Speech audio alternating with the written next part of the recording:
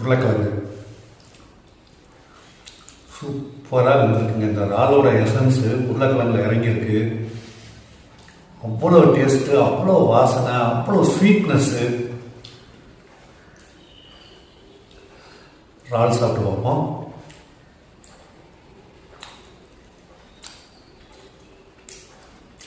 Must ட்ரைங்க. உங்கள் வீட்லேயும் இந்த சிம்பா செஞ்சு பாருங்க, வேற லெவல் டேஸ்ட்.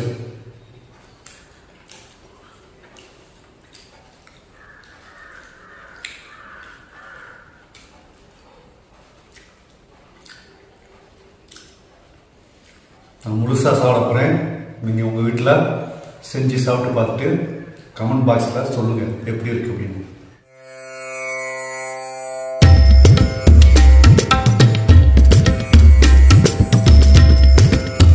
இந்த சிம்பா குழம்பு ரெசிபி செய்கிறதுக்கு முதல்ல என்னென்ன தேவைப்படுதுங்கிறத பார்த்துக்குவோம்.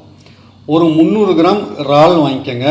அதை சுத்தம் பண்ணி க்ளீன் பண்ணி இப்போ நான் வச்சுருக்கேன் இல்லையா, அந்த மாதிரி ரெடி பண்ணி வச்சுக்கோங்க. அதோட ஒரு 2-3 கத்திரிக்காய், ஒரு மீடியம் சைஸ் உருளைக்கிழங்கு, கொஞ்சம் கொத்தமல்லி இலை. இதை தவிர எண்ணெய், உப்பு, குழம்பு மிளகாய் பொடி அல்லது சாம்பார் பொடி, மஞ்சத்தூள் இதெல்லாம் தனியாக நம்ம அதை சமைக்கும்போது ஒன்று ஒன்றா என்னங்கிறத பார்ப்போம். அடுத்து அரைக்கிறதுக்கு என்னென்ன தேவைப்படுங்கிறத பார்ப்போம். ஒரே ஒரு பழுத்த தக்காளி இந்த சைஸில் ஒன்று, தேங்காய் சில்லு, ஒரு 1/2 டீஸ்பூன் சோம்பு, இஞ்சி ஒரு சின்ன துண்டு தோல் உரித்து வச்சுக்கோங்க, ஒரு 5-6 பல் பூண்டு, 2 ஏலக்காய், 2 கிராம்பு, ஒரு சின்ன துண்டு பட்டை, ஒரு நட்சத்திர சோம்பில் ஒரு பாதி அளவு. இவ்வளோ தான். இது எல்லாத்தையும் தண்ணி ஊற்றி மிக்சி ஜாரில் நல்லா அரைச்சி வச்சுக்கோங்க, ஃபைன் பேஸ்ட்டாக அரைச்சி வச்சுக்கோங்க. இறாலை ஒரு பவுலுக்கு மாற்றிக்கோங்க. மாற்றிக்கிட்டு கொஞ்சம் உப்பு, ஒரு 1/2 டீஸ்பூன் உப்பு சேர்த்துக்குங்க. அதோட கொஞ்சம் மஞ்சத்தூள், ஒரு 1/2 டீஸ்பூன் மஞ்சத்தூள் எல்லாத்தையும் சேர்த்து நல்லா பிசறிக்குங்க. அதாவது நம்ம ஊற வைக்க போகிறோம்.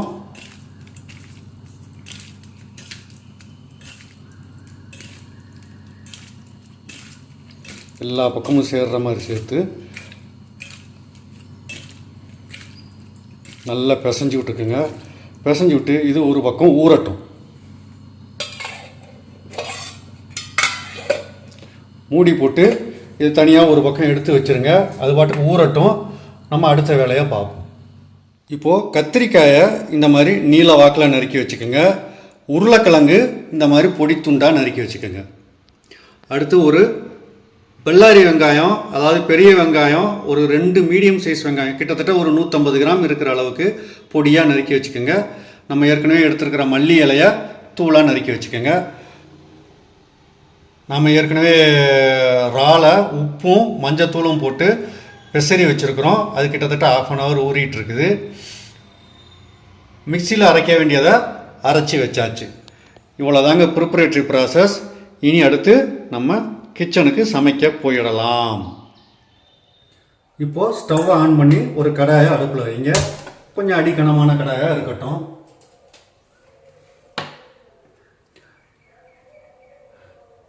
குக்கிங் ஆயில், உங்கள்கிட்ட என்ன குக்கிங் ஆயில் இருந்தாலும் சரி, அது பாம் ஆயிலாக இருந்தாலும் சரி, சன்ஃப்ளவர் ஆயிலாக இருந்தாலும் சரி, கடல் எண்ணெயாக இருந்தாலும் சரி, ஒரு 2 டீஸ்பூன் அளவுக்கு ஆட் பண்ணிக்கோங்க. எண்ணெய் சூடானதும் ஒரு 1/2 டீஸ்பூன் கடுகு, ஒரு 1/2 டீஸ்பூன் சோம்பு, ஒரு 1/2 டீஸ்பூன் சீரகம், ஒரு 1/4 டீஸ்பூன் வெந்தயம்,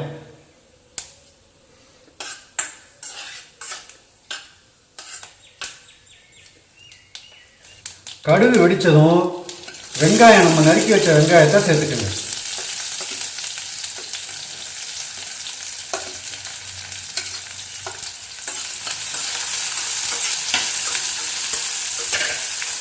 வெங்காயம் நல்லா செவக்க வறுத்துக்கங்க. நல்லா செவந்து வதங்கினா தான் குழம்புல வெங்காயம் நல்லா கரைஞ்சி நல்லா கலர்ஃபுல்லாகவும் டேஸ்ட்டும் சூப்பராக இருக்கும். இந்த மாதிரி வதங்கினதுக்கப்புறம் நம்ம நறுக்கி வச்ச காய்கறியை சேர்த்துக்கலாம். கத்திரிக்காய்,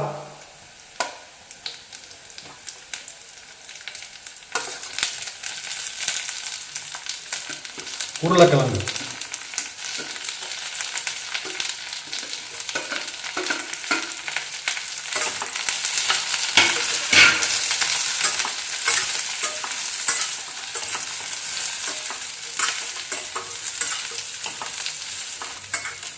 ஒரு 5 நிமிஷம் காய்கறி வதங்கட்டும்.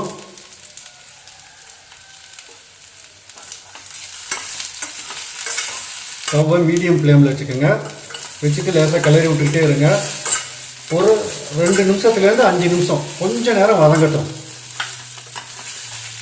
பொதுவாக கத்திரிக்காயை ஒரு பாத்திரத்தில் தண்ணி வச்சு அதில் நறுக்கி யூஸ் பண்ணணும். ஏன்னா அப்போ தான் வந்து இந்த கத்திரிக்காய் வெட்டுப்பட்ட பாகம்லாம் வந்து கருக்காமல் இருக்கும். நான் உங்களுக்கு வீடியோவில் எவ்வளோ நீளத்துக்கு வெட்டணும்னு காமிக்கிறதுக்காக தான் நான் தண்ணியில் போடலை. நீங்கள் வீட்டில் சமைக்கும்போது காய்கறி நறுக்கும்போது தண்ணியில் சேர்த்துக்குங்க.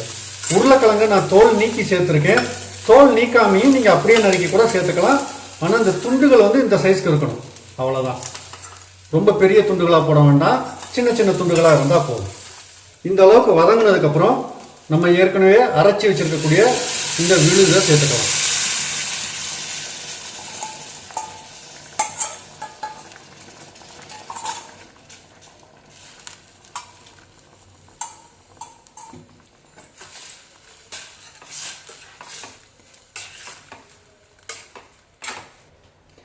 தேவையான அளவு தண்ணி சேர்த்துக்கோங்க. நான் கிட்டத்தட்ட ஒரு 300 ml தண்ணி இருக்கும் சேர்த்துருக்கேன்.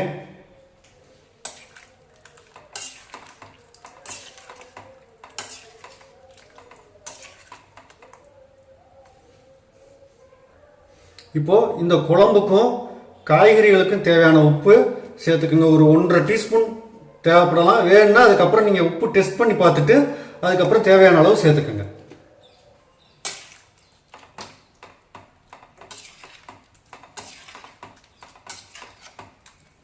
இந்த சிம்பாவோட ஸ்பெஷாலிட்டியே இறாலினுடைய அந்த ஸ்வீட்னஸும் இந்த கத்திரிக்காயினுடைய அந்த ஃப்ளேவரும் சேர்ந்து வேறு லெவலில் ஒரு பெரிய டேஸ்ட்டில் பெரிய மேஜிக்கே நடக்குங்க.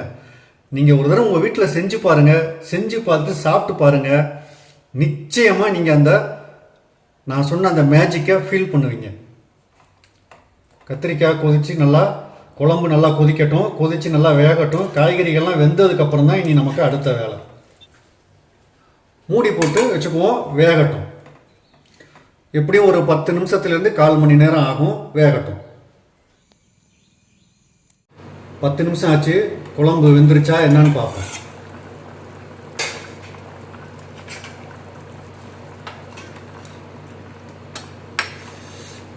இந்த ஃப்ளேவர் இப்போவே அவ்வளோ சூப்பராக இருக்குங்க.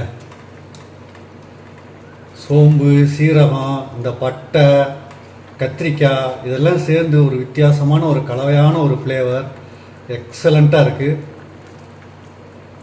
கத்திரிக்காய் நல்லா வெந்திருக்கணும். உருளைக்கிழங்கு நல்லா வெந்து கரைஞ்சாலும் பரவாயில்ல, இருந்தாலும் பரவாயில்ல. நம்ம சேர்த்த இந்த மசாலாவோட பச்சை வாசனையெல்லாம் போகணும். அவ்வளோ நேரம் நல்லா கொதிக்க விடுங்க. இன்னும் ஒரு 10 நிமிஷமாவது ஆகணும். கத்திரிக்காய் ஒரு 3/4 தரம் வெந்திருக்குது. இன்னும் கொஞ்சம் நேரம் வேகட்டும். இந்த ஸ்டேஜில் உப்பு செக் பண்ணிக்கோங்க. ஒரு வேளை உப்பு பத்தலைன்னு நினச்சிங்கன்னா கொஞ்சம் ஆட் பண்ணிக்கோங்க. நம்ம ஏற்கனவே இறாலில் உப்பு சேர்த்து வச்சுருக்குறோம், அதை கவனமாக ஞாபகம் வச்சுக்கோங்க. இந்த குழம்புக்கு மட்டும் நீங்கள் உப்பு பார்த்தா போதும். கொஞ்சம் கம்மியாக உப்பு இருக்கிற மாதிரி நீங்கள் ஃபீல் பண்ணால் கூட பரவாயில்ல. நம்ம இறால் சேர்த்ததுக்கு அப்புறம் கூட நம்ம உப்பு இன்னொரு தடவை செக் பண்ணிக்கலாம். இந்த ஸ்டேஜில் ஒரு 4 கருவேப்பிலையை உள்ளே சேர்த்துக்கலாம். கருவேப்பிலையோட ஃப்ளேவர் இதில் இறங்கும்போது இன்னும் சூப்பராக இருக்கும். கருவேப்பிலையை தாளிக்கும் போது நம்ம போட்டிருக்கலாம். போட்டோம் அப்படின்னா கருவேப்பிலை வந்து என்னாகும், எண்ணெயில் கருகிரும். அது வந்து இந்த குழம்புக்கு அப்படி ஒரு ஃப்ளேவரை கொடுக்காது. பச்சையாகவே வேகும்போது சேர்த்தோம்னா தான் கருவேப்பிலையோட வாசம் இந்த குழம்புல இறங்கும். இது ஒரு பக்கம் வேகட்டும். நம்ம இன்னொரு அடுப்பில் இறாலை ரெடி பண்ணுவோம். ஒரு கடையை ஸ்டவ்வில் வச்சு கொஞ்சமாக ஒரு ஸ்பூன் அளவுக்கு எண்ணெய் ஆட் பண்ணிக்கோங்க. ஸ்டவ் சிம்லேயே இருக்கட்டும். இப்போ இறாலை ஆட் பண்ணுங்க.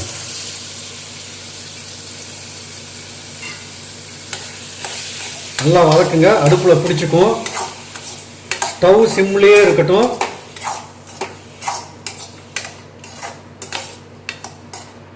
இறால் வேக வேக ஓரளவு கொஞ்சம் கொஞ்சமாக தண்ணி விடும். நீங்கள் தண்ணியெல்லாம் சேர்க்கணும்னு அவசியம். இறாலை பச்சையாக குழம்புல போடுறதுக்கும் இந்த மாதிரி எண்ணெயில் வேக வச்சு போடுறதுக்கும் வித்தியாசம் இருக்குதுங்க. எண்ணெயில் இப்படி வேக வச்சு போடும்போது அதோட டேஸ்ட் வந்து ரொம்ப எக்ஸலண்ட்டாக போடும். ஸ்வீட்னஸ் வந்து கொஞ்சம் கூட தெரியும். ஏன்னா எண்ணெயில் வேகும்போது இறாலில் இருக்கக்கூடிய அந்த புரோட்டீன் கேரமலைஸ் ஆகும்.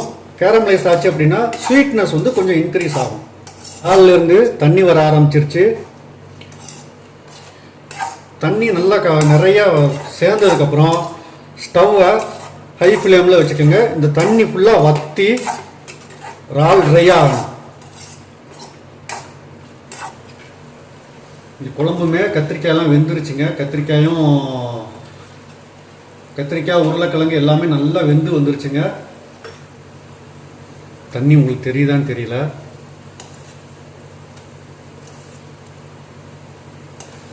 எவ்வளோ தண்ணி விட்டுருக்கு பாருங்க. இந்த தண்ணி எல்லாம் ஆவியாகணும். அந்த அளவுக்கு வேக விடுங்க. தண்ணியிலேயே வேக விடுங்க.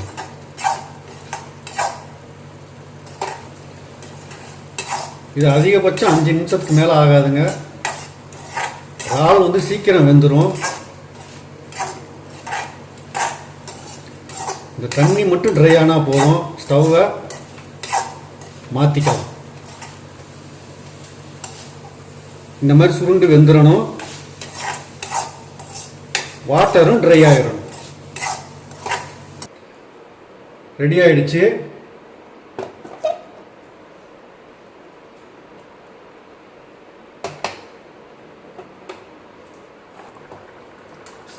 இப்போ இறாலை கொஞ்சம் கொஞ்சமாக நம்ம இந்த குழம்புல ஆட் பண்ணிடுவோம்.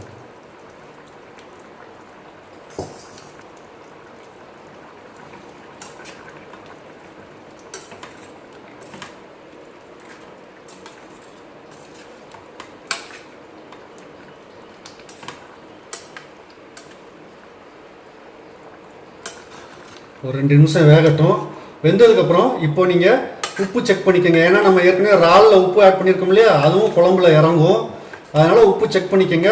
உப்பு கம்மியாக இருந்ததுன்னா, கம்மியாக இருக்க வாய்ப்பு இல்லை, ஒருவேளை கம்மியாக இருந்ததுன்னா ஆட் பண்ணிக்கோங்க. குழம்பு இந்த கன்சிஸ்டன்சி வரணும், கொஞ்சம் திக்காக வரணும். நம்ம தண்ணி நிறைய ஆட் பண்ணியிருந்தோம் இல்லையா, இப்போ எல்லாம் வெந்து இப்போ இந்த கன்சிஸ்டன்சி வரணும் குழம்பு.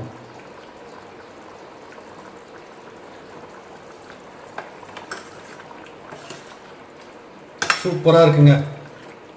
உப்பெல்லாம் சரியாக இருக்குது. எல்லாமே வெந்துருச்சு. இறாலும் வந்து நம்ம ஏற்கனவே எண்ணெயில் வேக வச்சுட்டோம். குழம்புல ஒரு 2 நிமிஷம் வெந்தால் போதும். இறால் சேர்த்து ஒரு 3 நிமிஷத்துலேருந்து 5 நிமிஷம் ஆனதும் நம்ம நறுக்கி வச்ச மல்லி இலையை சேர்த்துக்கோங்க. அதோட இன்னும் 2 கருவேப்பிலையை சேர்த்துக்கோங்க.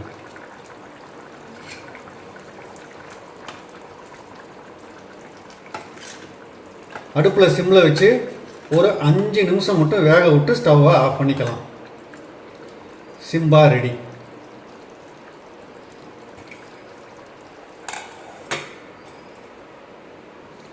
ஒரு 3 மினிட்ஸ் ஆகட்டுங்க, ஆஃப் பண்ணிடலாம்.